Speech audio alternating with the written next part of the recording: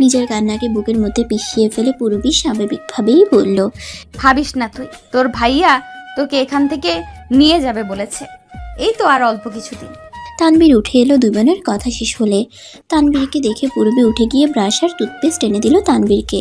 হাত মুখ ধুয়ে এসে তানবীর লুঙ্গির উপর একটা টি শার্ট গায়ে দিয়ে উঠোনে এসে বসলো মোড়ায়। সুরভি দ্রুত হাতে রুটি বানাতে লাগলো। এক চুলায় আলু ভাজি আর অন্য চুলায় মাংস কষাতে লাগলো পূর্বী। তানবীর তাকিয়ে দেখলো কি অভ্যস্ত হাতে দুবোন কাজ করছে। কষানো মাংসের ঘ্রাণে সালমার জিভে জল এলো। পূর্বীর রান্নার হাত ভীষণ ভালো, সেটা সালমা জানে। এখন মাংসের ঘ্রাণ পেয়ে সালমার মনে হলো এই কষানো মাংসের ঝোল দিয়ে 2 প্লেট ভাত সালমা অনায়াসে খেতে পারবে। সালমা উঠে জানালার পাশে এসে দাঁড়ালো। একটা পিরিসে সুরভি লেবুর টুকরো করে রাখছে। সালমার জিভের জল সামলানো দায় হয়ে গেল। লজ্জায় যেতেও পারছে না সালমা।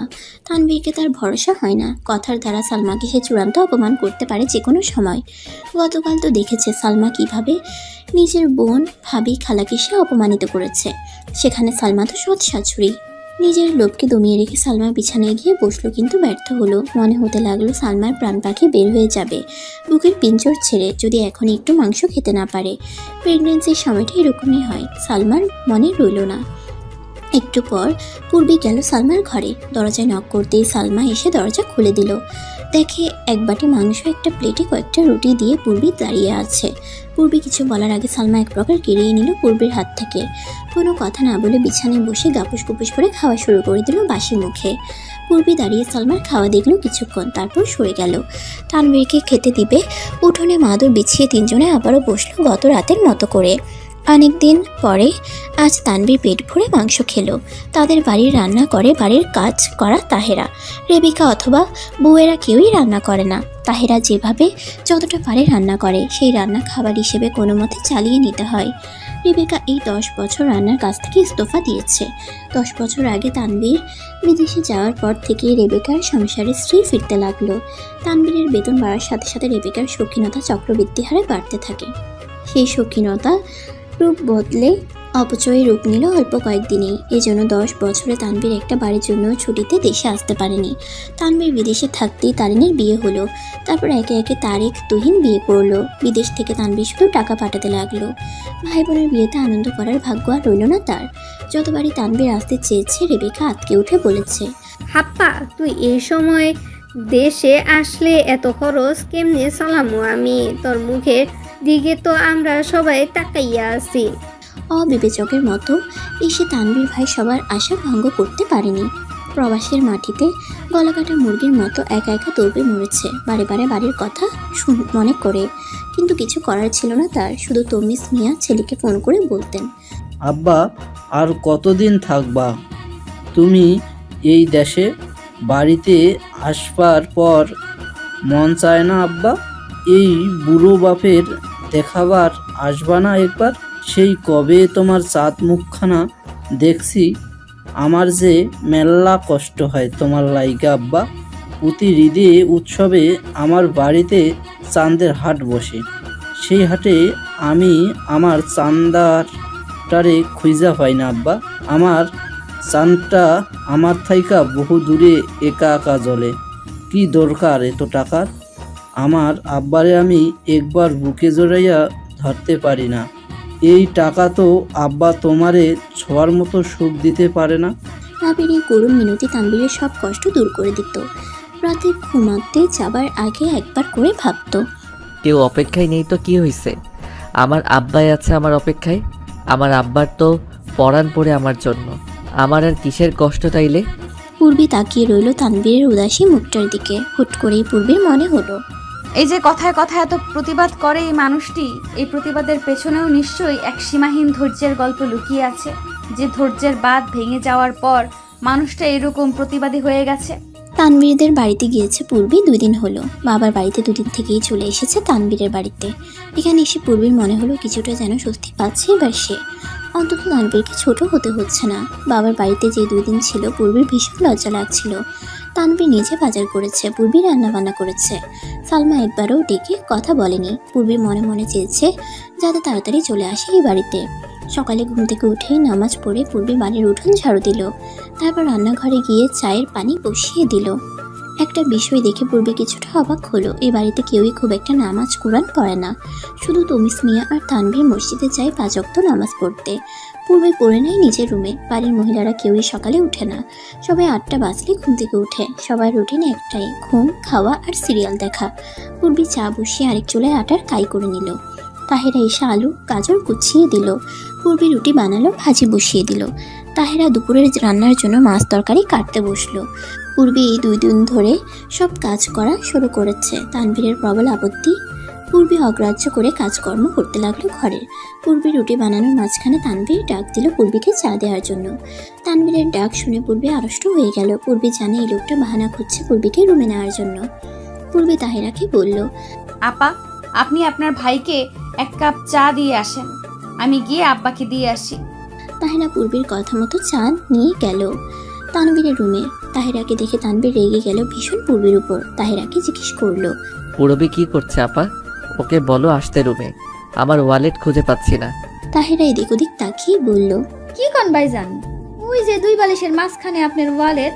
লজ্জা পেল তানভীর তাহেরার কথায়, কিন্তু চেহারাটাই প্রকাশ পেতে দিল না। আমতামতা করে বলল, আরে ধুর, ওয়ালেট না তো, আমার ঘড়ি খুঁজছি। তাহেরা বিরক্ত হয়ে বলল, ভাইজান কি আন্দা নাকি? হাতে গড়ি দিয়া বসে আছেন, আবার কইতাছেন গড়ি পান না। তানভীরের প্রচন্ড মেজাজ খারাপ হলো। তাহেরার সাথে আর একটা কথাও না বলে বিছানায় সোজা হয়ে শুয়ে পড়ল। এই পূর্বে মেয়েটার উপর ভীষণ অভিমান জন্মেছে তানভীরের। মেয়েটা চড়ুই পাখির মতো ফুরুত ফুরুত করে উড়াল দিয়ে পালিয়ে যায় তানভীরের হাত থেকে। কিছুতেই তানভীর বন্দি করতে পারছে না একে। তাহেরা রান্নাঘরে গিয়ে হাসতে হাসতে গড়াগড়ি খেলো। পূর্বে জিজ্ঞাসু দৃষ্টিতে তাকিয়ে রইল তাহেরার দিকে। হাসি থামিয়ে তাহেরা বলল, তানভীর ভাইজান মিছা কথাও কইতে জানে না ভাবি। খাটের উপর মানি ব্যাগ আমারে কয় আপনারা ডাক্কা দিতে। মানি ব্যাগ নাকি খুঁজে পায় না? আমি কইলাম ওই তো খাটের উপর। তারপর কয় ভুল হইছে, আমার গড়ি পাই না। আমি কইলাম গড়ি তো হাটে দিয়েই বসে আছেন। বেচারা আর কিছু না বইলা চিত হইয়া শুইয়া পড়লো খাটে। লজ্জায় পূর্বের ফর্সা 2 গাল পাকা টমেটোর মতো লাল হয়ে গেল। ধীর পায়ে হেঁটে গেল রুমের দিকে। যতই রুমের দিকে যাচ্ছে পূর্বের হার্টবিট ততই বেড়ে যাচ্ছে। পূর্বের মনে হলো আর 1 পা সামনে আগালে সে মরেই যাবে। তবুও গেল রুমে। গিয়ে দেখে চা পড়ে আছে ড্রেসিং টেবিলের উপর। তানভীর শুয়ে আছে। পূর্বীকে দেখে তানভীর জড়িয়ে ধরলো। তারপর রুমের দরজা বন্ধ করে দিল। বাড়ির সবাই একে একে ঘুম থেকে উঠতে লাগলো। খাবার টেবিলে বসে সবাই নাস্তা করছে। বাদ শুধু সুরভি আর তানভীর। তমিস মিয়া ভাজি মুখে দিয়ে বললেন, ফার্স্ট ক্লাস ভাজি বানাইছো আজকে তাহেরা, জীবনে প্রথম তুই এত ভালো রান্না করছো। তাহেরা এসে বলল, খালো জান কি কন, রান্না তো করছে নতুন ভাবি, রান্না রাত বালা। আনিকা রুটি ছিঁড়ে মুখে পুড়তে পুড়তে বলল, ভালোই তো, বাড়িতে নতুন রাঁধুনি আগমন হয়েছে। এইসব রান্না বান্নার কাজ আমার জাস্ট পেল লাগে। তারিন বলল, আগুনের তাপ আমার সহ্যই হয় না ভাবি। রেবেকা কথা না বলে খেলেন। তমিস মিয়া খেতে খেতে বলল, যে রান্দে হে চুলো বান্দে, বুঝলা? পূরবীর মেট্রিকের রেজাল্ট জানো? গোল্ডেন A+ পাইছে ও।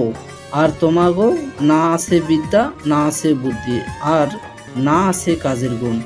ও কাজ ও করেছে বাপের ঘরের, পড়াশোনাও করেছে।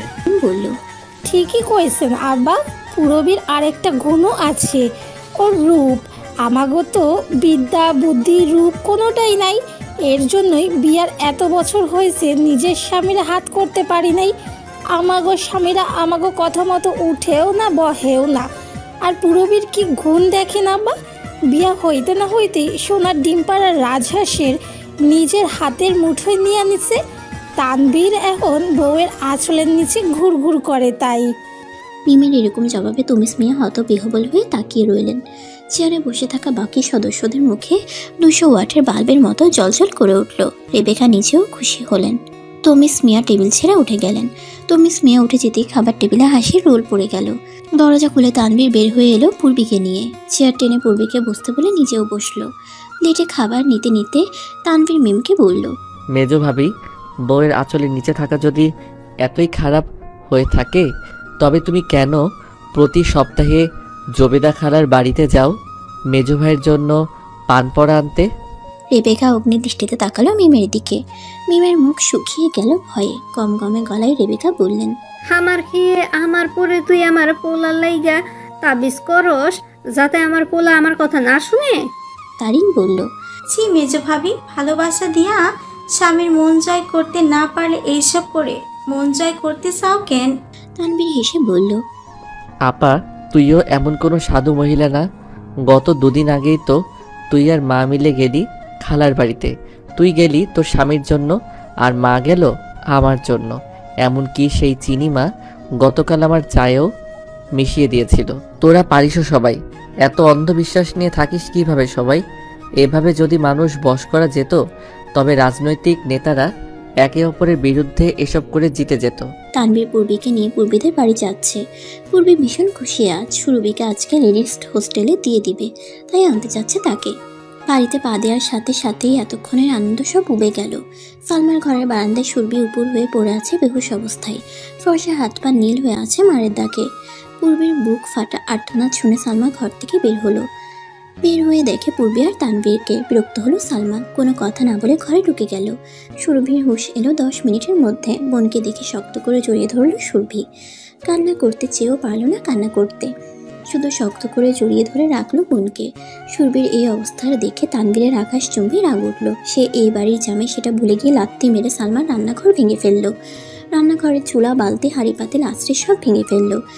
সালমা জানালা দিয়ে তাকিয়ে রইল তানবীরের দিকে এবং সাথে সাথে নিজের স্বামীকে ভিডিও কল দিয়ে সব দেখালো। ফয়েজ আহমেদ এখনও মেয়ে জামাইয়ের সাথে কথা বলেননি। নতুন জামাইয়ের এই কাজ থেকে অত্যন্ত রেগে গেলেন তিনি। তানবীরকে অকথ্য ভাষায় গালাগালি করে সালমাকে বললেন ফোন দিতে তানবীরের কাছে। সালমা কিছুটা ভয় পেল যদি তানবীর তার গায়ে হাত তুলে, তবুও ভয়ে ভয়ে গেল। কোনো রকম হেডফোন না থাকে তানবীর শ্বশুরে দেওয়া গালি সবটা শুনতে পেল নিজ কানে।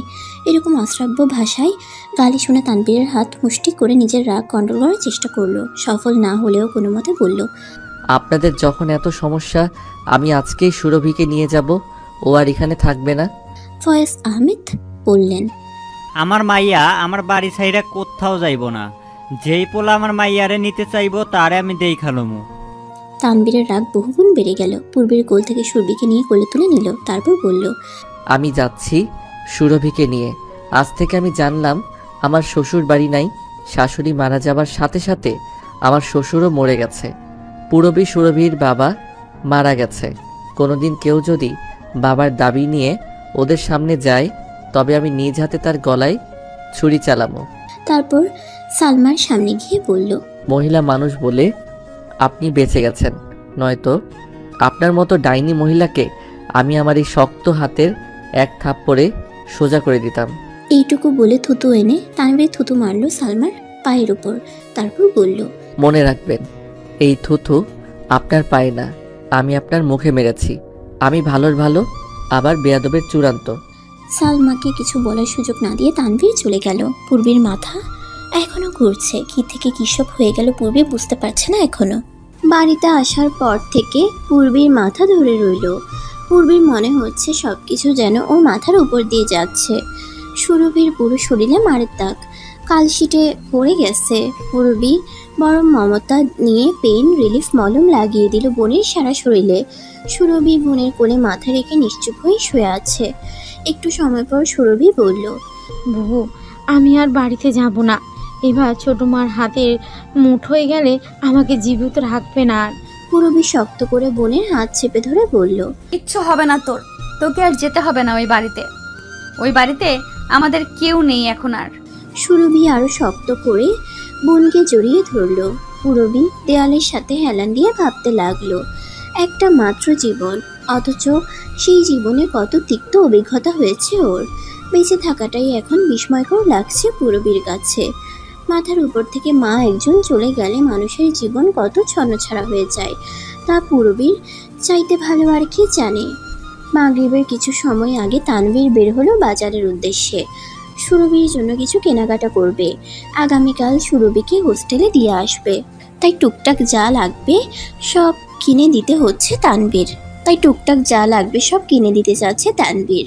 মাগরিবের নামাজের পর বৃষ্টি শুরু হলো। শুধু বৃষ্টি না, সেই সাথে শুরু হলো তুমুল বজ্রপাত।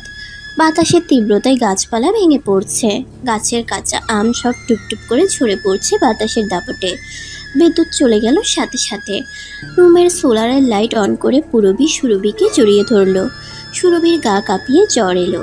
পূর্বীর ভীষণ ভয়ও করল। তানভীর বাড়িতে না থাকায় পূরবীর ভয় আরও বেড়ে গেল। কাকে ডেকে বলবে সে সুরভির জ্বরের কথা, আর এরা যেমন মানুষ কেউ এগিয়ে আসবে না।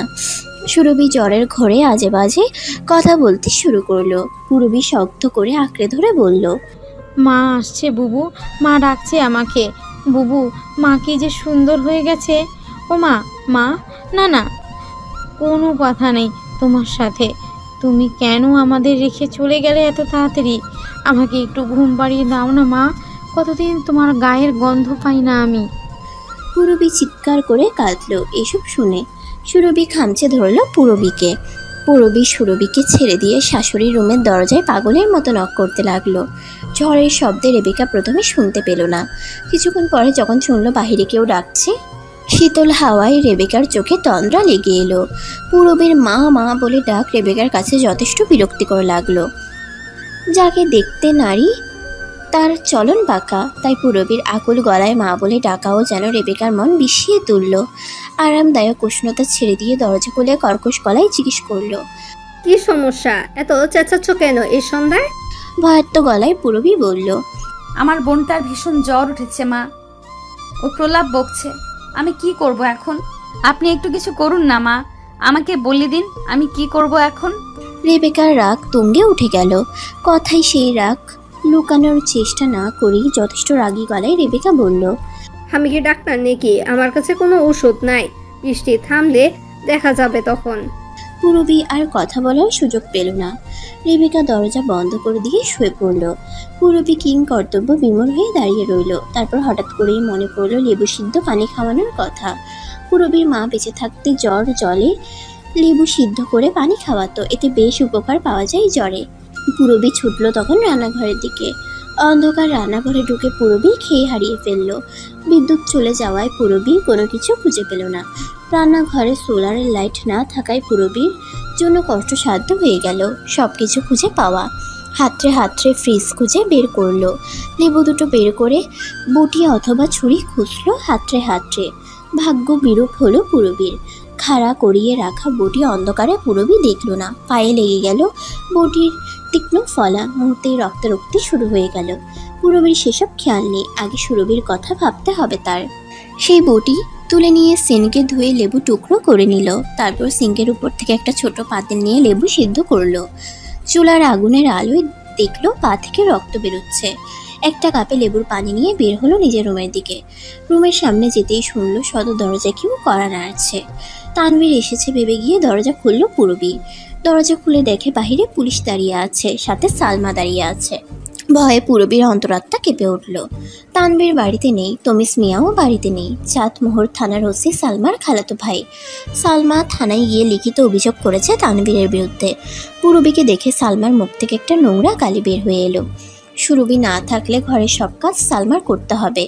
আজকালকার দিনে কাজের মেয়ে পাওয়া গুপ্তধন পাওয়ার চাইতেও দুরূহ কাজ। সেই হাতের লক্ষ্মীকে সালমা কিভাবে পায়ে ঠেলবে? সুরভিকে নিয়ে যাওয়ার জন্য তাই সালমা এত দূরে গিয়েছে। ওসি কামরুল ইসলাম পূরবীর দিকে তাকালো লোভাতুর দৃষ্টিতে। সন্ধ্যাবেলার ঘরের এই হালকা আলোয় সামনে দাঁড়িয়ে থাকা সত্যি শাড়ি পরা মেয়েটিকে মনে হচ্ছে অপ্সরা। চোখের জলে দু চোখের কাজল লেপটে আছে। ফোলা ফোলা চোখ দুটো, এলোমেলো চুলের খোপা, শাড়ির ফাঁকে বের হয়ে থাকা বাঁকা কোমর, কোনোটাই কামরুলের দৃষ্টি এড়ালো না। ফিস ফিস করে সালমাকে বলল, এরকম তাজা একটা ফুল তোর বাড়িতে ছিল, আমাকে জানালি না তুই? সালমা চিমটি কেটে বলল, ছোটটাও বড়টার মতোই, ছোট বলে এখনো নজরে পড়ছে না? পূরবী থরথর করে কেঁপে উঠে বলল।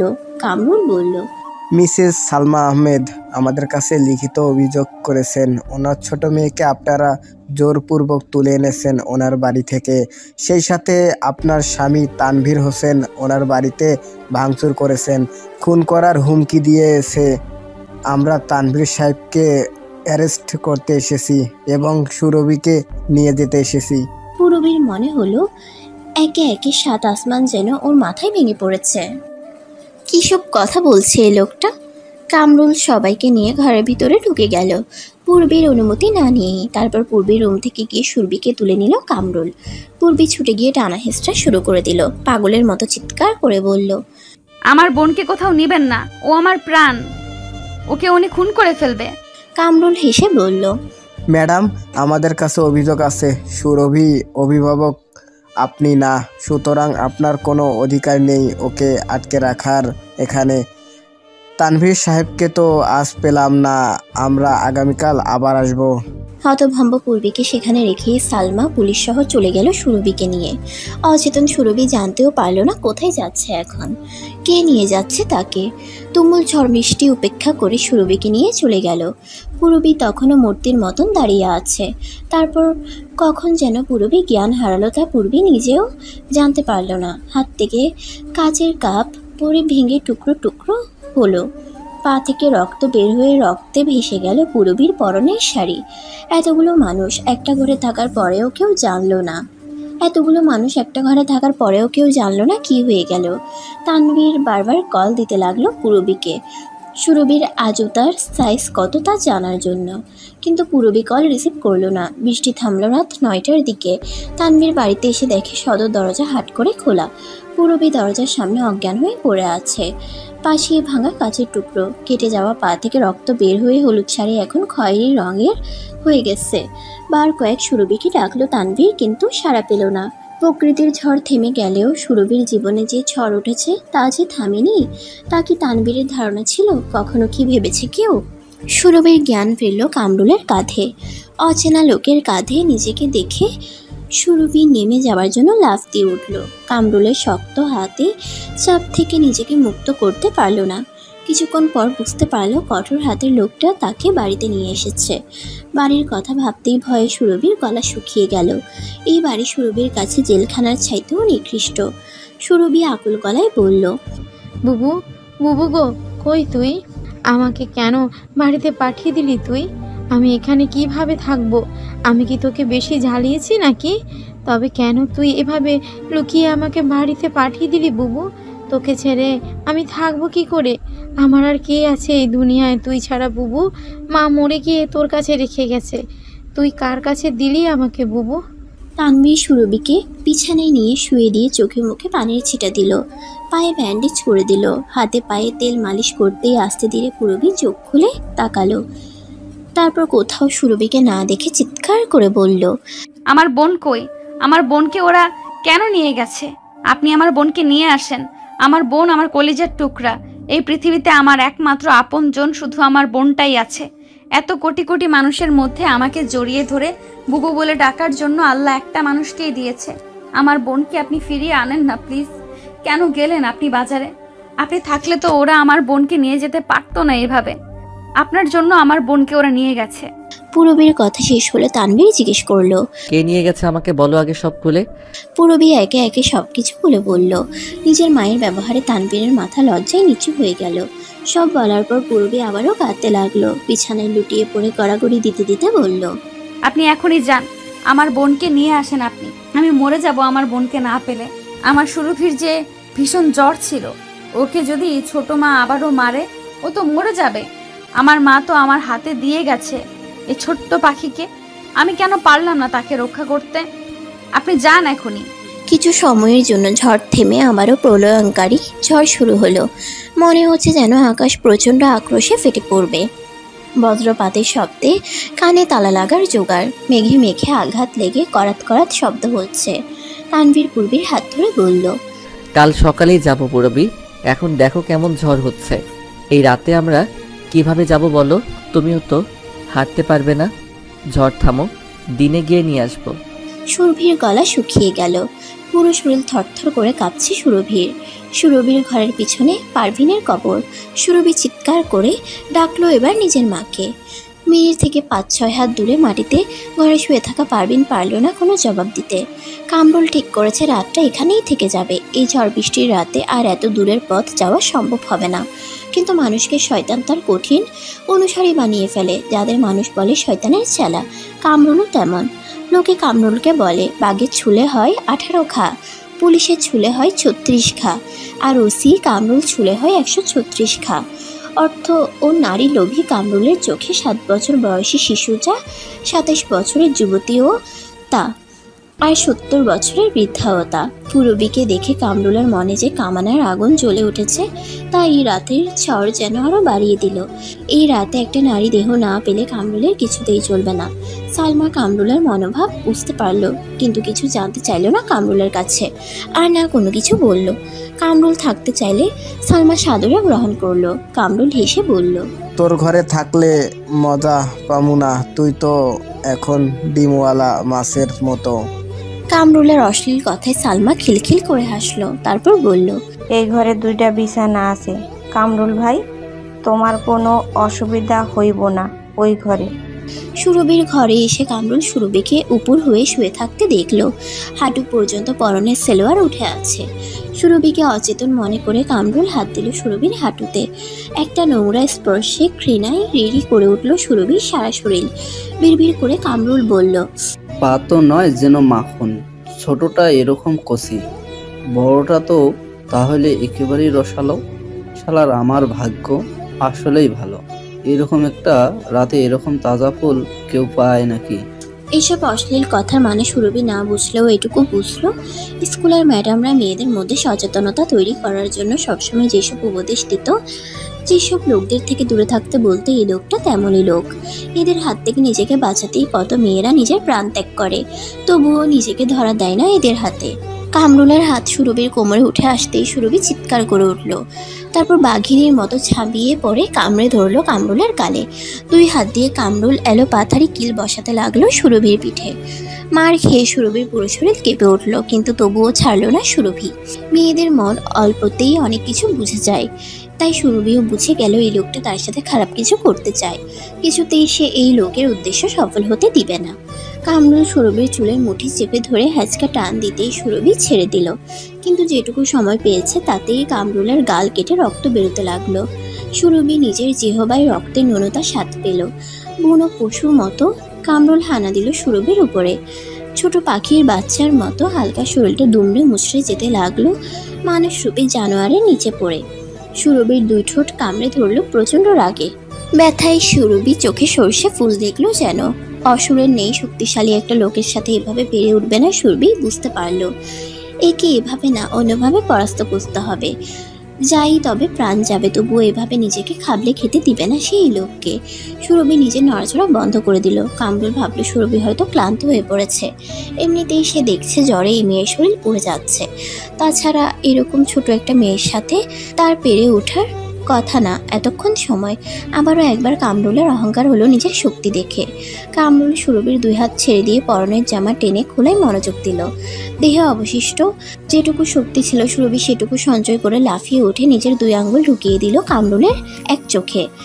একটা তীব্র আর্তনাদ এই ঝড়ঝঞ্ঝটা ভেদ করে সালমার কানে গিয়ে পৌঁছালো। চোখ চেপে ধরে কামরুল গোঙাতে লাগলো, চোখ থেকে রক্ত পড়ছে তার।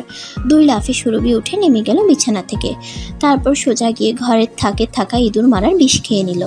চোখ চেপে ধরে কামরুল হাতড়ে হাতড়ে উঠে এলো সুরভিকে ধরার জন্য। সুরভি দ্রুত দৌড়ে বের হয়ে গেল।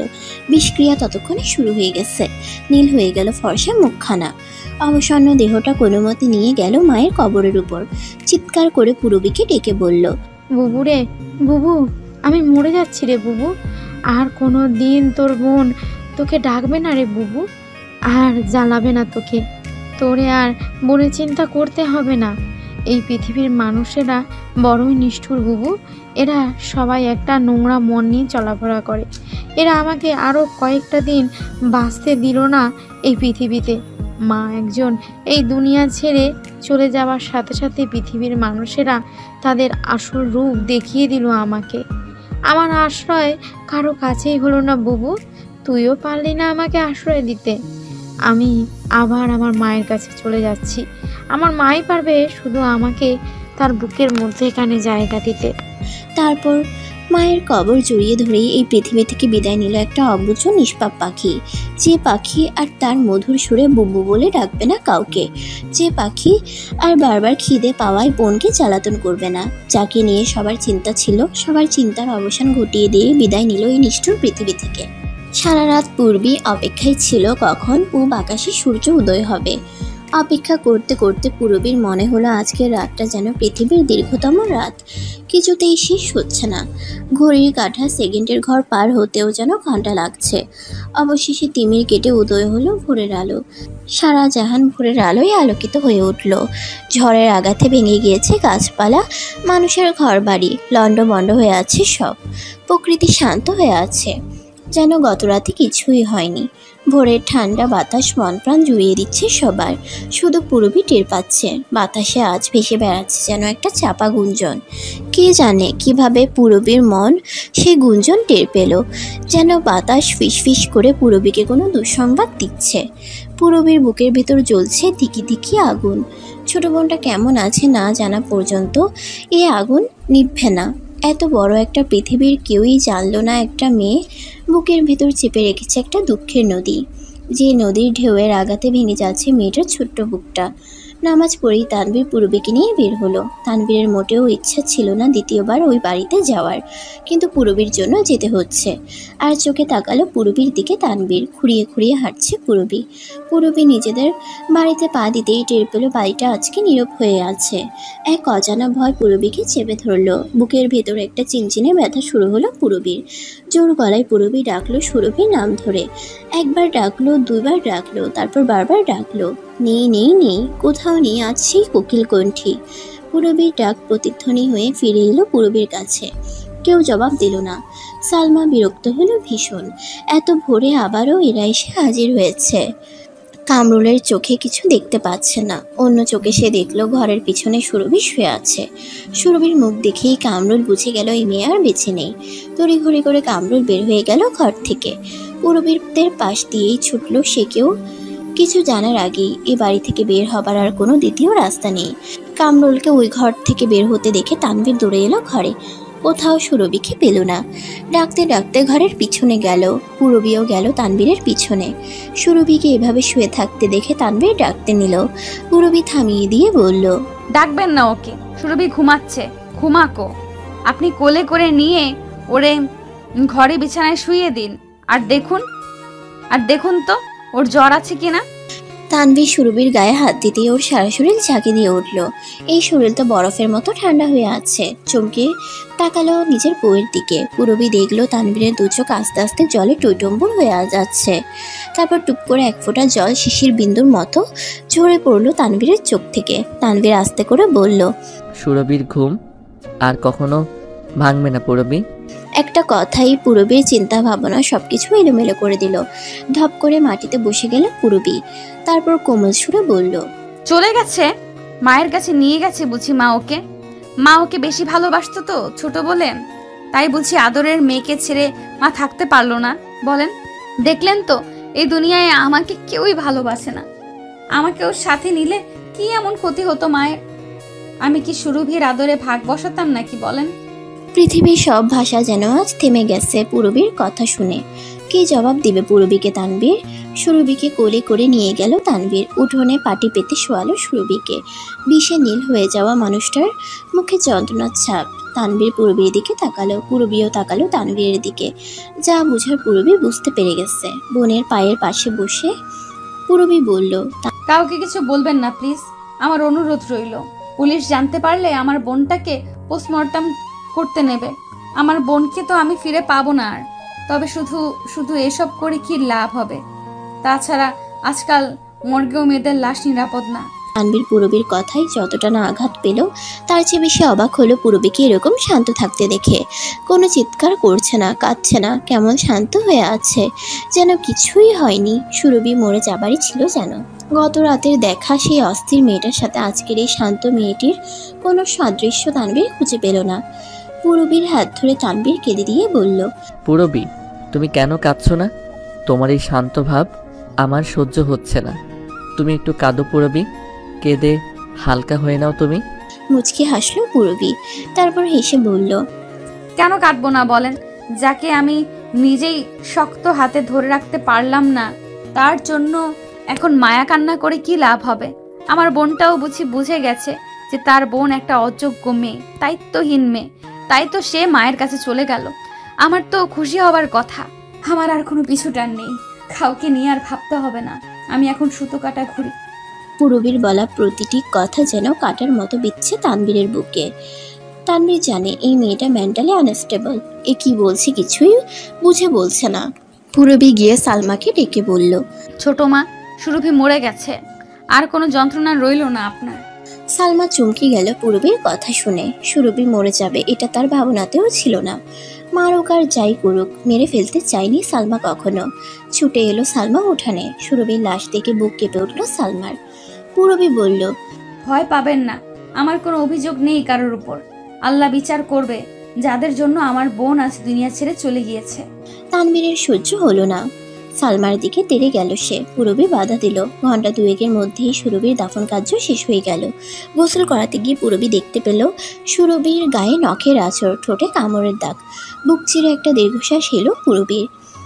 সব কিছু বুঝে গেল পুরবী। 10-12 জন মানুষ নিয়ে জানাজা পড়িয়ে পারভিনের পাশেই কবর দিল সুরভিকে। দুপুরের মধ্যেই পুরবী চলে গেল নিজের শ্বশুর বাড়ি। নিজের রুমে গিয়ে লম্বা হয়ে শুয়ে রইল। শান্ত পুরবীকে দেখে তানবীরের বুক ফেটে যাচ্ছে। কেন এই মেয়েটা এত শান্ত হয়ে আছে? কেন একটু আহাজারি করছে না? এত ব্যথা বুকে জমিয়ে রাখলে ব্যথার চাপে যে এই মেয়েটাও মরে যাবে। তানবীর বলল, আমাদের থানায় যাওয়া উচিত ছিল পুরবী। এইভাবে কেন ছেড়ে দিবে এদেরকে? পুরবী বলল, আইনের রক্ষক যখন ভক্ষক হলো, বিচার করবে কে? আমার বোনকে ওই লোকটা রেপ করতে চেয়েছিল। যখন আর লড়ার শক্তি পায়নি সুরভি তখনই বিষ খেলো। আমার বোন কি ফিরে আসবে পুলিশের কাছে গেলে? আমাদের কাছে কি কোনো প্রমাণ আছে? অযথা আমার বোনের লাশটা কাটাছেঁড়া হবে। কম তো যন্ত্রণা পায়নি ও বেঁচে থাকতে। মরে গিয়েও শান্তি দেব না বলেন? তানবীর চুপ করে রইল। তানবীরের মা ডাকলো দুপুরে তানবীরকে ভাত খেতে যেতে। তানবীরের আগে পূর্বী গেল খাবার জন্য। পিছন পিছন তানবীরও গেল। আর দিনের চাইতে ভালো করে খেলো আজ পূর্বী। নিচ থেকে চেয়েই মাছ 2 পিস নিল। তানবীর খেতে পারল না। ভাত নিয়ে নেড়ে ছেড়ে উঠে গেল। কাউকে কিছু বলল না, বাবাকে ছাড়া। তমিস মিয়া ব্যথাতুর নয়নে তাকালো পূর্বীর দিকে। চেহারায় কোনো কষ্টের ছাপ নেই, শান্ত হয়ে খাচ্ছে মেয়েটা। তমিস মিয়া অবাক হলো পূরবীর সহ্য শক্তি দেখে। কিভাবে হজম করলো মেয়েটা সব? এইটুকু একটা মেয়ের এত সহ্য শক্তি কিভাবে হলো? তানবীরের মনে অনুশোচনা জাগতে লাগলো। কেন সে রাতে নিয়ে গেল না পূরবীকে? তানবীর কিছু বলার আগেই পূরবী নিজেই বলল, গত রাতে যদি ঝড় বৃষ্টি মাথায় নিয়ে আমি একবার বাড়ি যেতাম, তবে হয়তো আমার বোনটা আজ বেঁচে থাক। আপনি গেলেন না আমাকে নিয়ে। তানবীর কি জবাব দেবে বুঝতে পারল না। করুণ দৃষ্টিতে তাকিয়ে রইল পূরবীর দিকে। তানবীর কি জবাব দিবে বুঝতে পারল না। করুণ দৃষ্টিতে তাকিয়ে রইল পূরবীর দিকে। যে ঝড় ছিল তাতে বের হবার কোনো অবস্থা ছিল না। তার উপর পূরবীর পায়ের অবস্থাও খারাপ ছিল। পূরবী জানালায় মাথা ঠেকিয়ে চুপ করে বসে রইল। সুরভির মৃত্যুর পর থেকে পূরবীর আচার আচরণ ব্যবহার সবকিছু বদলে গেছে। অবুঝ নির্বোধ মেয়েটা যেন আগের চাইতে আরও বুস্তার হয়ে উঠেছে। তানবীর কয়েকবার চেয়েছে কামরুল আর সালমার বিরুদ্ধে অ্যাকশন নিতে, কিন্তু পারেনি। পূরবীর একটাই কথা, সুরভি তো আর ফিরে আসবে না, অযথা ঝামেলাই ছড়ানো হবে। সুরভিকে ওরা বাঁচতে দিল না। এবার যদি তানবীরেরও কিছু হয়ে যায় তবে পূরবীর ঠাঁই কার কাছে হবে? তানবীর অগত্যা হাল ছেড়ে দেয়। পূরবী দিনরাত নামাজ পড়ে আল্লাহর কাছে সাহায্য প্রার্থনা করে। আল্লাহ তার অসহায় বান্দার দোয়া কোন সময়ে পূর্ণ করেছে পূরবী জানে না। আল্লাহ ছাড় দেয়, ছেড়ে দেয় না। পূরবী মনে প্রাণে বিশ্বাস করে এটা। সে বিশ্বাসের জোরেই একদিন তানবীর খবর নিয়ে এলো চাঁদমোহর থানার ওসি কামরুল সন্ত্রাসীদের হাতে খুন হয়েছে। এলাকার ইয়াবা ব্যবসায়ীদের কাছ থেকে মোটা অঙ্কের চাঁদা নিয়ে কামরুল ইয়াবা সহ অন্যান্য মাদক দ্রব্য এলাকায় ঢুকতে সাহায্য করত। চাঁদার টাকা নিয়ে কথা কাটাকাটি হতেই হাতাহাতি শুরু হয়ে যায়। তারপর তাদের হাতেই মৃত্যু হয় কামরুলের। যেদিন কামরুল মারা গেল সেদিন বিকেলেই পূর্বীদের পাশের বাড়ি থেকে ফোন এলো। সালমা কল ঘরে পানির কলস নিতে গিয়ে আছাড় খেয়ে পড়ে গেছে। সালমার অবস্থা খুবই খারাপ। উপজেলা সরকারি হাসপাতালে নিয়ে গিয়েছে সালমাকে। পূরবী ঠিক করলো সালমাকে দেখতে যাবে, কিন্তু তানবীর রাজি হলো না। উল্টো রেগে গিয়ে বলল, ওই নরকের কীটের চেহারা আমি দ্বিতীয়বার দেখতে চাই না। ওকে আবার দেখলে আমি খুন করে ফেলবো। পূরবী ধীর গলায় বলল, তাহলে আমি যাব একা। তানবীর লাফিয়ে উঠল পূরবী একা যাবে শুনে। তাড়াতাড়ি রেডি হয়ে নিল। রিকশায় বসে বসে তানবীর 100 বার বলল, কি দরকার সালমাকে দেখতে যাওয়ার? যা হয়েছে ভালো হয়েছে। পূরবী চুপ করে রইল। হাসপাতালের বারান্দায় শুয়ে আছে সালমা। পাশে সালমার মা বোন ভাবি আছে। কোনো সিট খালি না থাকায় বারান্দায় থাকতে হচ্ছে। পূরবীকে দেখে সালমার মুখ শুকিয়ে গেল। পূরবী যে আসবে তা সালমার ভাবনাতেও ছিল না। পূরবী ধীর গলায় বলল, কেমন আছো মা? মার ডাকটা শুনে সালমার কলিজা মুচড় দিয়ে উঠল।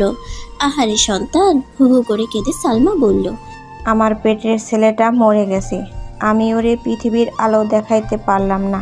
পূরবী মুচকি হেসে বলল, মা, যে সন্তান পৃথিবীতে ছিল তাকে তো তুমি রক্ষা করতে পারলে না, তাকেও তো বাঁচাতে পারলে না। বাপ বাপকেও ছাড়ে না মা। সন্তান হারানোর ব্যথা কেমন এবার বোঝো নিশ্চয়ই। আজ সকালে ওসি কামরুল মারা গেছেন, শুনেছ তো? আমি আমার আল্লাহর কাছে উত্তম বিচার চেয়েছি প্রতি নামাজে মা।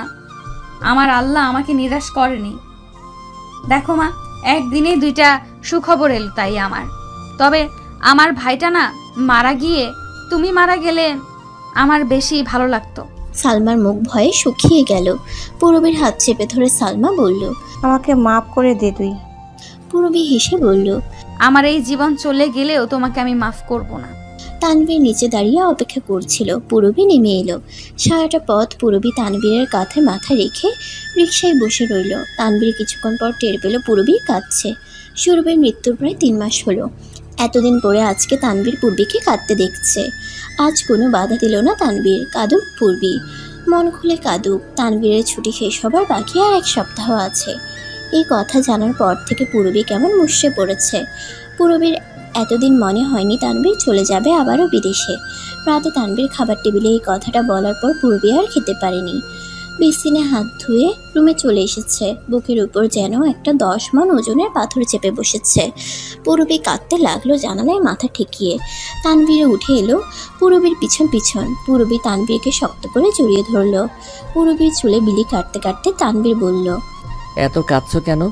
আমি তো রেগুলার তোমার সাথে কথা বলবো। তুমি কলেজে ভর্তি হয়েছো, নিয়মিত ক্লাস করবে, পড়বে।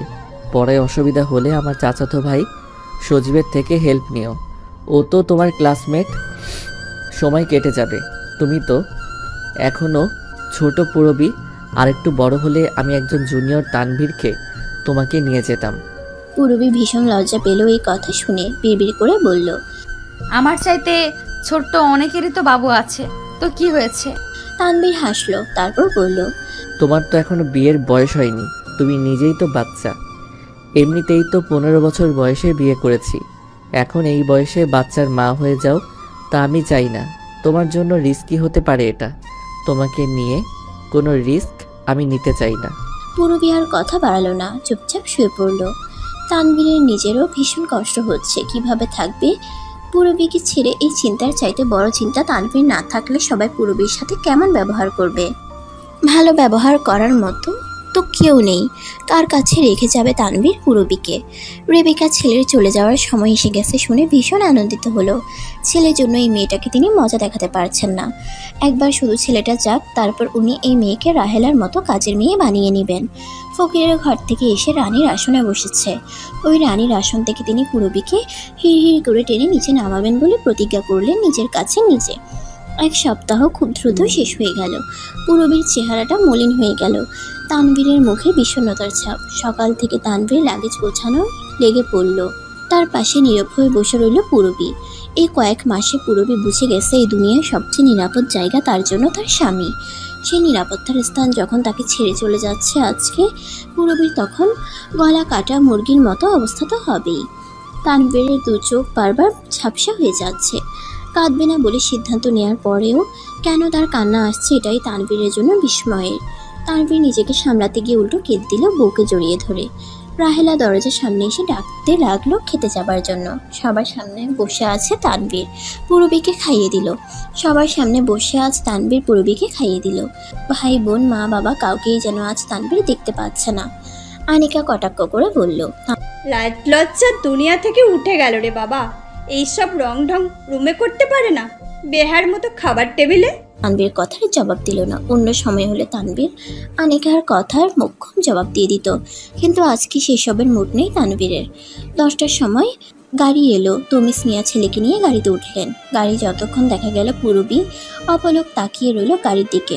গাড়িটি চোখের আড়াল হচ্ছে একটু একটু করে। পূরবীর মনে হচ্ছে ওর প্রাণটাও আস্তে আস্তে দেহ থেকে বিদায় নিয়ে চলে যাচ্ছে। মূর্তির মতো দাঁড়িয়ে রইল পূরবী উঠোনে। গাড়ি বাড়ির বাহিরে আসতেই তানভীর গাড়ি থামাতে বলল ড্রাইভারকে। তারপর গাড়ি থেকে নেমে এক দৌড় দিল বাড়ির দিকে। তুমিস মিয়া হাসলেন ছেলের পাগলামি দেখে। ঝাপসা চোখে পুরবী দেখতে পেল তানভীর সামনে এসে দাঁড়িয়েছে। পুরবী কিছু বুঝে ওঠার আগে তানভীর পুরবীকে নিচে বুকের মধ্যে জড়িয়ে ধরল। সদর দরজার সামনে দাঁড়িয়ে ঘরের সবাই এই দৃশ্য দেখল। অনেকক্ষণ জড়িয়ে ধরার পর তানভীর পুরবীর কপালে ছোট্ট একটা চুমু খেয়ে বলল, আমি তোমাকে ভীষণ ভালোবাসি পুরবী। আমি তোমাকে কখনো কোনো কাজে বাধা দিব না। তোমার খুশিতে আমি খুশি। আমার একটাই অনুরোধ থাকবে তোমার কাছে পুরবী, আমি চলে গেলে কেউ যেন কখনো তোমার চরিত্র নিয়ে একটা কথা বলার সাহসও না পায়। পুরবী, আমি সব সহ্য করতে পারবো, কিন্তু তোমাকে অন্য কারোর সাথে আমি সহ্য করতে পারবো না। তার আগেই আমি মরে যাব। তুমি শুধু আমার পুরবী। তোমাকে আজ তোমার কাছে আমি আমার আমানত হিসেবে রেখে যাচ্ছি। আমার সেই আমানতের যেন খেয়ানত না হয়। তোমাকে আমি সিংহের খাঁচায় রেখে যাচ্ছি পুরবী। এরা ভীষণ হিংস্র, যে কোনো সময় তোমার উপর আক্রমণ করে বসবে। সবার থেকে সাবধানে থেকো। আমি সব সময় কল দিব। আমার সাথে কথা বলো পুরবী। আসছি। বেঁচে থাকলে আবারও দেখা হবে। তারপর গিয়ে মাকে জড়িয়ে ধরলো তানভীর। মায়ের কপালে ছোট্ট একটা চুমু খেলো। রেবেকা রাগ করে বলল, সর আর আদিক্ষাতা দেখাতে হবে না। আগে তো গেছস বউয়ের কাছে, বউয়ের জন্যই জীবন। মা তো এখন শত্রু, এসব আদর মারে দেখাইতে হইব না। তানভীর হেসে বলল, মা এবং বউ দুজনের জায়গা দুইখানে, কেউ কারো জায়গা নিতে পারে না মা। তবে বিয়ের পর আল্লাহই মানুষের মনে বউয়ের জন্য অন্যরকম একটা টান ভালোবাসা দিয়ে দেয়। যদি তা না দিত তবে নিজের সব ছেড়ে এসে একটা মেয়ে স্বামীর কাছে থাকতে পারতো না মা। সেটা নিয়ে যদি কোনো মায়ের মনে হিংসে হয় তবে সেই দোষ মায়ের। যেভাবে দৌড়ে এসেছে সেভাবেই দৌড়ে চলে গেল তানভীর। বর্ষাকাল শেষ হয়ে শরৎ এসেছে, কিন্তু বৃষ্টি এখনো বন্ধ হয়নি। সাদা মেঘের আকাশে উড়ে বেড়ানোর ফাঁকে ফাঁকে হঠাৎ বৃষ্টি হয়ে ঝরঝর করে ঝরে পড়ে। কাশফুল বনে অকারণেই মন খারাপের আবেশ ছড়িয়ে পড়ে তখন। বৃষ্টিও হচ্ছে তুমুল বেগে, যেন এটাই বর্ষাকাল। সকাল থেকে পুরবীর ভীষণ মন খারাপ। ইদানিং লেখাপড়া কিছুই পুরবীর ভালো লাগে না। আগের মতো কোনো যথাযথ কারণ খুঁজে পায় না পুরবী লেখাপড়া করার জন্য। মনে হয় বৃথাই সময় নষ্ট। জীবনে আসলে কিছুই নেই, বেঁচে থাকাটাই এখন নিরর্থক মনে হয় পুরবীর। যেই জীবনে নিজের বলে দাবি করার মতো একটা মানুষও নেই। মন খারাপ হলে শক্ত করে জড়িয়ে ধরে কান্না করার জন্য একটা মানুষ নই। অসুস্থ হয়ে বিছানায় পড়ে থাকলে এক নজর দেখারও কেউ নেই। সেই জীবন কেন মিছিয়ে বয়ে বেড়ানো। গত 3 দিন ধরে পুরবীর জ্বর। দিনের বেলায় হুট করে গা কাঁপিয়ে জ্বর আসে, আবার আপনাতেই চলে যায়। রাতে সারা রাত জ্বর থাকে। এজন্য গত রাতে তানভীরের সাথে কথাও বলতে পারেনি পুরবী। কোনো হুঁশ ছিল না সারা রাত। এই 3 দিন পুরবী একদানা ভাতও খায়নি। অথচ কেউ জানেও না পুরবী যে খেতে চায় না। সুজীবকে দিয়ে একটা পাউরুটি আনিয়েছিল পুরবী। যখন ইচ্ছে করে পানিতে ভিজিয়ে এক স্লাইস খেয়ে নেয়। ফর্সা গোলগাল মুখখানায় যেন রাজ্যের ব্যথা নেমেছে। দেখে মনে হয় একটা দুঃখপুরীর রাজকন্যা সে। এই মুখের হাসি ফিরিয়ে দিবে কে আবার। তানভীর মালয়েশিয়া গিয়েছে 15 দিন হলো। এই 15 দিনে পুরবী 2বার মাত্র ভিডিও কলে কথা বলেছে তানভীরের সাথে। আজকে পুরবীর কলেজে পরীক্ষা আছে। প্রাইভেট কলেজে পড়ার এই এক হ্যাপা। রেগুলার ক্লাস করতে হয়, এক্সাম দিতে হয়। ফজরের নামাজের পর পুরবী বই নিয়ে বসলো। নিজেকে বারবার বুঝাতে লাগলো, বইয়ের চাইতে আপন আমার আর কেউ নেই এই জীবনে। যখন যাকে আঁকড়ে ধরেছি সবাই ছেড়ে চলে গেছে আমাকে একা করে দিয়ে। শুধু আজীবনের সঙ্গী হয়ে আমার বই আমার পাশে আছে। যে বই আমাকে ছেড়ে যায়নি, আমি কেন অভিমান করে তাকে ছেড়ে দেব। নিজেকে দেওয়া নিজের মোটিভেশন কাজে লাগিয়ে পুরবী প্রিপোজিশন নিয়ে বসেছে। দরজায় নখ হতে দেখে পিছনে ঘুরে তাকালে পুরবী দেখে রেবেকা দাঁড়িয়ে আছে। এই প্রথম রেবেকা পুরবী রুমে এসেছে। রেবেকাকে দেখে পুরবী চমকে উঠল। চেয়ার থেকে নেমে দাঁড়িয়ে বলল, মা আপনি? কঠোর গলায় রেবেকা বলল, রাতে রাহেলার হাত কাটা গেছে। আইস থাইকা ঘরের রান্ধন বন্ধনের কাজ তোমার করতে হইব। বাপের বাড়িতে তো আসিলাম দাসীবাদীর মতন, এখানে আইসা রানী সাইজা বইছ। এসব পড়ালেখা ধুইয়া আমরা পানি খামু না। পুরবী অবাক হয়ে তাকিয়ে রইল রেবেকার দিকে। তারপর বই নিয়ে চলে গেল রান্নাঘরে। চুলায় চায়ের পানি চাপিয়ে দিয়ে রেবেকাকে জিজ্ঞেস করলো কি কি বানাতে হবে। রেবেকা একটু ভেবে পড়ল। ভাত রান্না 5 কেজি চাইলের, ডাল, মাছ ভাজা, আলু ভাজি, গরুর মাংস আলু দিয়ে রান্না, শির পাটায় ভর্তা বানাইবা, লাউ শাক ভাজি করবা, আর এখন নাস্তার জন্য রুটি বানাও, লগে সবাইরে ডিম ভাইজা দিবা। পূরবী চমকালো এত আইটেমের কথা শুনে। এখন 6:30 বাজে। 10টায় কলেজে ক্লাস শুরু, 11টায় পূরবীর পরীক্ষা। কলেজে যেতেই 45 মিনিট লাগে। কিছু না বলে এক চুলায় আটা সিদ্ধ করে নিল রুটির জন্য। চায়ের পানি নামিয়ে ভাত বসিয়ে দিল। আটা সিদ্ধ হলে সেই চুলায় ডাল বসিয়ে দিল। দ্রুত রুটি বানাতে লাগলো। 40টা রুটি বানাতে পূরবীর ডাল রান্না হয়ে গেল, সেই সাথে প্রিপোজিশনও করা হলো। এর মধ্যে 7:30 বেজে গেছে। বুক ফেটে কান্না এলো পূরবীর। কখন বাকি কাজ করবে, কখন রান্না শেষ হবে। তানবীর কল দিল এর মধ্যে। পূরবী রিসিভ করতে পারলো না, হাতে মাছের রক্ত। মাছ কাটতে বসেছে সে। মাছ কাটতে কাটতে বইয়ের দিকে বার কয়েক চোখ বুলালো। একটা রিপোর্ট আসতে পারে এক্সামে, সেটা পড়ে নিচ্ছে। পূরবী কল না তোলায় তানবীর তারিনকে কল দিয়ে বলল, আপা পূরবী কোথায়? কল তুলছে না, গিয়ে দেখ তো রুমে আছে কিনা, শরীর খারাপ মনে হয় ওর। তারিন ভীষণ বিরক্ত হলো ভাইয়ের উপর। পূরবীর রুমে গিয়ে ভিডিও কল দিয়ে বলল, তোর বউ রুমে নাই, আমি এখন কি মাইক দিয়ে চারিদিকে অ্যানাউন্স করব যে তানবীরের বউ হারিয়ে গেছে? কোনো সহৃদয়বান ব্যক্তি যদি... তানবীর বাকি কথা না শুনে ফোন রেখে দিল। ভীষণ বিরক্ত লাগছে তানবীরের এখন। গত রাতেও পূরবী কল রিসিভ করেনি, এখনও কল রিসিভ করছে না। বুকের ভিতর এক অজানা ভয় এসে বাসা বাঁধল। তার পূরবী ঠিক আছে তো? শুধু তারই আছে তো? পূরবী চুলার আঁচ একেবারে কমিয়ে দিয়ে মাছ ভাজতে দিল। তারপর মাংসের জন্য আলু কাটলো, আলু ভাজির জন্য আলু কুচি করলো। পেঁয়াজ, মরিচ, টমেটো সব কাটতে কাটতে মাছ ভাজা হয়ে গেল। ভাত নামাতে গিয়ে পূরবীর বুক কেঁপে উঠল। এত বড় ভাতের পাতিল আগে কখনো পূরবী নামায়নি। এই পাতিলের মার কিভাবে ফেলবে সে? নিজেকে ভীষণ অসহায় মনে হলো পূরবীর। স্বামী ছাড়া এই সংসারে তার দাম নেই। আজ তানবীর থাকলে নিশ্চয়ই এই সাহস হতো না কারোর। তানবীরকে কিছু বলতেও পারবে না পূরবী। এই মাথা গরম লোকটা রেবেকাকে তুমুল গালাগালি করবে হয়তো, কিন্তু সে দূরেই থাকবে। অযথা রেবেকার সব কাজ তো পূরবীকে করতে হবেই, সেই সাথে গালাগালি ফ্রিতে শুনতে হবে। অনেক কষ্টে ভাতের মার ফেললো পূরবী। তারপর এক চুলায় মাংস বসালো, অন্য চুলায় আলু ভাজি। তারপর বসলো শাক ভাজতে। শাকে অনেক পোকামাকড় থাকে, তাই ভালো করে না বাছা হলে পূরবীর মন খুঁতখুত করে। আলু ভাজি হলে শাক ভাজি বসিয়ে দিল। ঘড়িতে ইতোমধ্যে 10টা বেজে গেছে। তারিন রান্নাঘরে এসে বলল, পূরবী, আমার ছেলের জন্য খিচুড়ি রান্না করতে হবে, একটু তাড়াতাড়ি করে দাও তো। আর আমার রুমে 1 কাপ চা দিও। পূরবী কি করবে বা কি বলবে বুঝতে পারছে না। একটু পেঁপে, গাজর, আলু, ডিম, পুঁইশাক, ডাল এসব মিশিয়ে তারিনের ছেলে রকির জন্য খিচুড়ি রান্না করে সবসময় রাহেলা। পূরবী বসলো এসব নিয়ে কাটার জন্য।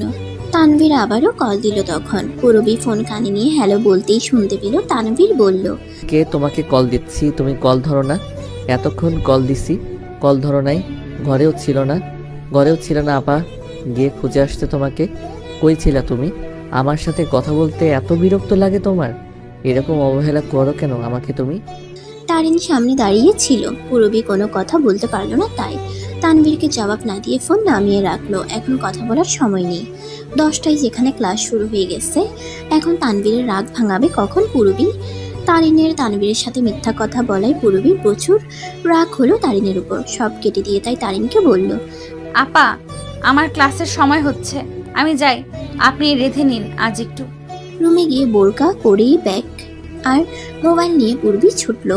উঠোনে নামতেই দেখে সুজিব যাচ্ছে বাইক নিয়ে। পূরবীকে দেখে বলল, ভাবি, আপনারও আজকে দেরি হয়েছে দেখছি, আমার সাথে উঠে আসেন, নয়তো এক্সক্রম দিতে পারবেন না। তুমিস মিয়া উঠোনে বসে চুলে মেহেদি দিচ্ছিলেন। সজীবের কথা শুনে পূরবীকে বললেন, ক্লাস আছে যখন এত দেরি করলা কেন? যাও সজীবের লগে যাও, পড়ালেখা ওইল গিয়া সব কিছুর আগে। পূরবী সজীবের বাইকে করে চলে গেল কলেজের উদ্দেশ্যে। তারিন অগ্নিমূর্তি হয়ে মায়ের রুমের দিকে গেল পূরবীর নামে বিচার দিতে। পৌষের এক কুয়াশা জড়ানো সকাল। কুয়াশার ঘন আস্তরণের জন্য 1 হাত দূরের জিনিসও দেখা যায় না। উত্তরের বাতাসে সকলের অন্তরাত্মা কেঁপে ওঠে। হিমেল বাতাস দোল খেয়ে যায় কুয়াশা মাখা সর্ষে খেতে। টুপটুপ করে কুয়াশা ঝরে পড়ছে। সূর্য ওঠার কোনো লক্ষণ দেখা যাচ্ছে না। বাড়ির সবাই আরামদায়ক ঘুমে তলিয়ে আছে। ঘুম নেই রাহেলা আর পূরবীর। রাহেলা উঠে বাসন ধুতে বসে গেল। পূরবী বের হলো ঝাড়ু নিয়ে। গত 5-6 মাস ধরে রেবেকার করা নির্দেশ, পূরবীকে সকালে উঠে সব কাজ করতে হয় রাহেলার সাথে। এক নীরব অভিমানে পূরবী তানভীরকেও কিছু জানালো না এইসব নিয়ে। পূরবী মেনে নিল তার ভাগ্যটাই এরকম। এই পোড়া কপালে কি আর সুখ সইবে নাকি? পূরবীর ঝাড়ু দেওয়ার মধ্যে একটা রিক্সা এসে থামলো উঠোনে। মাথায় ওড়না টেনে দিয়ে পূরবী জড়সড় হয়ে দাঁড়িয়ে তাকালো রিক্সার দিকে। তারপর কি হলো পূরবী জানে না। পূরবীর মনে হলো সে যেন স্বপ্ন দেখছে। মাথায় টুপি, গায়ে ব্ল্যাক হুডি, পিঠে ব্যাগ, তানভীর দাঁড়িয়ে আছে উঠোনে। পূরবী কি করবে বুঝতে পারছে না। সে কি সামনে এগিয়ে গিয়ে সালাম দিবে নাকি সবাইকে ডাকবে? পূরবীর মনে হলো সে যেন পাথরের মতো জমে গেছে, এক পা সামনে এগোনোর শক্তিও নেই। তানভীর এগিয়ে এলো, এসে খুব শক্ত করে জড়িয়ে ধরলো পূরবীকে। শক্ত হাতের বন্ধনে পূরবীর মনে হলো দম বন্ধ হয়ে যাবে। পূরবী মনে মনে প্রার্থনা করলো, এই আলিঙ্গনেই যেন তার মৃত্যু হয়। এর চাইতে সুখকর মৃত্যু আর কিচ্ছু হবে না। তানভীর ঘাড়ে একটা চুমুক খেলো পূরবীর। শিউরে উঠল পূরবী শিহরণে। তানভীর রিক্সা ভাড়া মিটিয়ে রিক্সা বিদায় করলো। নিজের লাগেজ দুটো নামিয়ে পূরবীর হাত থেকে ঝাড়ু ফেলে দিয়ে পূরবীকে নিয়ে ঘরে গেল। রেবেকার কাঁচা ঘুম ভেঙে গেল চিৎকার শুনে। তানভীরের গলার স্বর শুনে রেবেকার মনে হলো স্বপ্ন দেখছি, কিন্তু স্বপ্ন না, বাস্তব বুঝতে পারলো যখন রাহেলা এসে বলল, তানভীর ভাইজান আসছে খালাম্মা। রেবেকা ধরফড়িয়ে উঠে বসলো বিছানায়। তানভীর আসছে। তানভীর কই থেকে আসছে এই সাত সকালে? আর মালয়েশিয়া থেকে তানভীর আসলে রেবেকাকে বলতো না আগে? কাউকে কিছু না জানিয়ে হুট করে চলে এলো কিভাবে তানভীর? রেবেকার রাগ আস্তে আস্তে বাড়তে লাগলো। সব পূর্বীর চক্রান্ত বলে রেবেকার মনে হলো। রেবেকা উঠে গেল বাহিরের দিকে। ডাইনিং রুমে গিয়ে দেখে সবাই দাঁড়িয়ে আছে।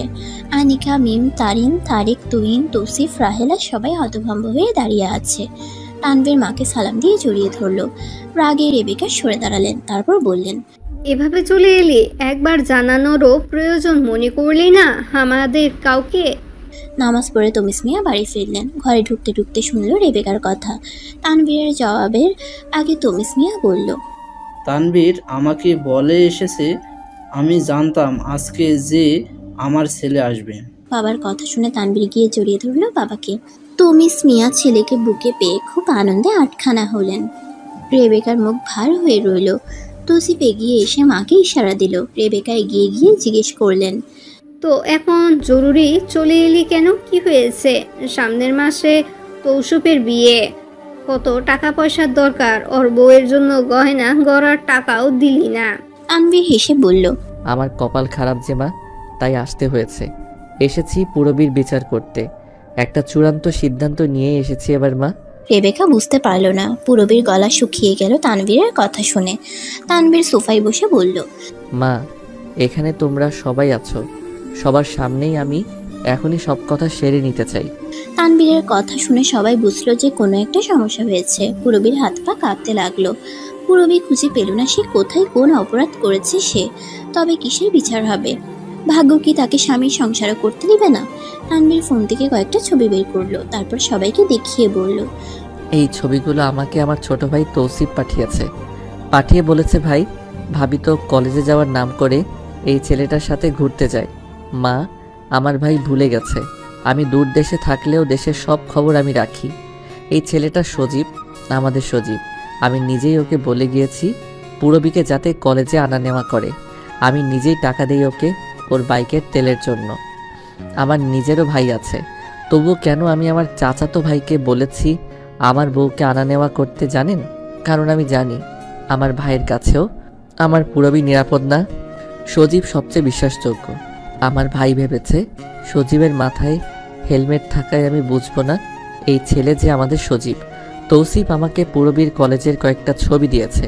সেখানে পূরবী একটা ছেলের সাথে দাঁড়িয়ে কথা বলছে কলেজের মেহগনি গাছের তলায়। সেই ছেলেটি আমার ক্লাসমেট রিপার ভাই। আমি পূরবীকে বলেছি ওই ছেলের কাছ থেকে রিপার ফোন নাম্বার নিতে। স্কুলের অনেক বন্ধুদের কথাই মনে পড়ে সবার সাথে যোগাযোগ করার জন্য। কিন্তু তৌসিফ আমাকে বলল পূরবী ক্লাস না করে সব সময় এই ছেলের সাথে আড্ডা দিয়ে সময় কাটায়। মা, আমি না থাকার সুযোগে তুমি পূরবীকে দিয়ে ঘরের সব কাজ করানো শুরু করেছো। পূরবী কিন্তু আমাকে আজ পর্যন্ত কিছু বলেনি। আমি পূরবীকে ফোনে না পেলে যখন আপাকে কল দিতাম, ভাবিদের কল দিয়ে জিজ্ঞেস করতাম পূরবী কোথায়, ওনারা বলতেন পূরবী ঘরে নেই। ও কোথায় কেউ বলতে পারতো না। সবাই বলতো এই সময় হলেই পূরবী নাকি সবাই ঘুমে থাকার সুযোগে বের হয়ে যায়। আমি পূরবীকে কিছু জিজ্ঞেস করিনি এ নিয়ে, তবে আমি জানতাম সেই সময় পূরবী ব্যস্ত থাকতো রান্নার কাজে অথবা ঘরের কাজে। কেননা আমি আপা ভাবিদের জিজ্ঞেস করার পর রাহেলা আপাকে ভিডিও কল দিতাম। রাহেলা আপা কল রিসিভ করে ফোনটা রেখে দিত একপাশে। আমি দেখতাম ঘামে জবজবে হয়ে ও পূরবী কাজ করে যেত, কিন্তু একটা দিনও পূরবীর মুখ থেকে একটা অভিযোগ শুনিনি। মা, আমার বাবা আমার জন্য খাঁটি সোনা এনেছে, সেই সোনা আমি চিনেছি, তোমরা চিনলে না। আমি বুঝে গেছি যতদিন আমি বিদেশে আছি বাড়ি থেকে কল দিয়ে বিভিন্নভাবে সবাই পূরবীর নামে অপবাদ দিবে আমার কাছে। পূরবীকে আমি সিংহের খাঁচায় রেখে গেছি। পূরবী বুঝতে পারিনি আমার পরিবারের লোকজন কি পরিমাণ বিষাক্ত, কিন্তু এই কয়দিনে বাড়ি থেকে তোমাদের সবার কল ছবি পেয়ে আমার মাথা খারাপ হয়ে যাবার মতো অবস্থা হলো। এই কয় মাসে আমি এইটুকু বুঝে গেছি তোমাদের কাছে পূরবীকে রাখা যাবে না, তাই আমি এসেছি পূরবীকে নিয়ে যাবার জন্য। বাবার সাথে আমার কথা হয়েছে, বাবা সব কাগজপত্র রেডি করে রেখেছে। বয়স বাড়িয়ে দিয়ে পূরবীর পাসপোর্ট করতে দিব আজকেই। 1 মাসের ভিতর আমি পূরবীকে নিয়ে চলে যাব। রেবেকা থমথমে মুখে বললেন, সব সিদ্ধান্ত তো তুই নিয়েই এসেছিস, তবে আর আমাকে বলার কি দরকার ছিল? তানভীর হেসে বলল, মা, এই পরিস্থিতির জন্য কে দায়ী? তুমি নিজেই যদি ঠান্ডা মাথায় একবার ভাবো তাহলে উত্তর পেয়ে যাবে। তুমি যদি আর সবার মতো আমার বাবা মা হারা বউটাকে একবার কাছে টেনে নিতে, তবে আজ এই পরিস্থিতি হতো না। কেউ সুযোগ পেত না আমার বউকে নিয়ে এভাবে অপমান করার। আমারও আর্জেন্ট ছুটি নিয়ে এভাবে দেশে ফিরে আসতে হতো না। শুধু পূরবীর বাবা মা নেই, এটাই ছিল পূরবীর অপরাধ। মা, তুমি তো আমার মা, আমার তো মা আছে। আমার কি উপকার হলো মা থেকে বলতে পারবে তুমি? রেবেকা কথা বলল না আর, সবার মুখ বন্ধ হয়ে গেল। তৌসিফ এগিয়ে এসে ভাইয়ের হাত চেপে ধরে বলল, আমাকে ক্ষমা করে দাও ভাই, আমাকে মা বলেছে ভাবির পেছনে এভাবে গোয়েন্দারি করতে। আমিও ভাবলাম ভাবিকে যদি বাড়ি থেকে বের করতে পারি তবে তুমিও আবার আগের মতো আমাকে যা চাইবো তাই দিবে। তানভীর হাসলো। রেবেকা মাথা নিচু করে রইল, লজ্জায় কারো দিকে তাকাতে পারছেন না। তানভীর হেসে বলল, মা, একটু ভেবে বলো তো, এই যে এভাবে পূরবীকে তুমি অপমান করতে এক পায়ে খাড়া হয়েছিলে, তুমি কি তাতে ভালো ছিলে? আমি কি ভালো ছিলাম তোমাদের ছেড়ে যোজন যোজন দূরত্ব থেকে? আমার প্রাণ রেখে গেলাম বাড়িতে, সেও ভালো ছিল না। মা, কোথাও কেউ ভালো থাকে না মনে এরকম হিংসা ঘৃণা পুষে রেখে। আমি তো আমার বউ নিয়ে চলেই যাব, যাকে নিয়ে সবার এত সমস্যা ছিল তাকে নিয়ে যাব। তারপর তোমরা সবাই ভালো থেকো। সত্যি সত্যি তানভীর 1 মাসের মাথায় পূরবীকে নিয়ে চলে গেল। রাহেলাও ওই বাড়ির কাজ ছেড়ে দিল। সকাল থেকে রাত পর্যন্ত খাটতে হয় বলে রাহেলারও কাজের ইচ্ছে চলে গেল। রেবেকা সংসারে সবার আসল রূপ দেখতে শুরু করলো আস্তে আস্তে। তানভীর আর আগের মতো লাখ লাখ টাকা দেয় না মায়ের হাতে। মাসে 20,000 টাকা পাঠায় রেবেকাকে। সেই টাকা রেবেকার কখন খরচ হয়ে যায় হিসেব থাকে না। লজ্জায় ছেলের কাছে চাইতেও পারেন না। তুমিস মিয়ার কাছে আলাদা টাকা পাঠায় তানভীর, সেটা রেবেকা জানে না। সংসার বউদের হাতে চলে যাবার পর রেবেকা বুঝতে পারল যাদের সে এতদিন আপন ভেবেছে তারাই তার সবচেয়ে পর। তারই নিজের শ্বশুরবাড়ি চলে গেল। আনিকা মিম কেউই রেবেকাকে পাত্তা দেয় না। এমনকি শখ করে নিজের ভাইয়ের মেয়ে এনেছেন ছোট ছেলের বউ করে, সেও দাম দেয় না। তুমিস মিয়ার সাথে আজকাল বউদের কথা বলার চেষ্টা করেন তিনি, কিন্তু তুমিস মিয়া পাত্তা দেয় না, বরং বিরক্ত হয়ে বলে, যে খারাপ ছিল তারে তো সামনে থেকে সরিয়ে দিয়েছি। এখন তোমার ভালো বউদের ব্যাপারে তুমি জানো, আমাকে এসব বলে লাভ নেই। আজকাল রেবেকা কোথাও পাত্তা পায় না। মাঝে মধ্যে তাই তার চিৎকার করে বলতে ইচ্ছে করে, আমি ভালো নেই, একটুও ভালো নেই।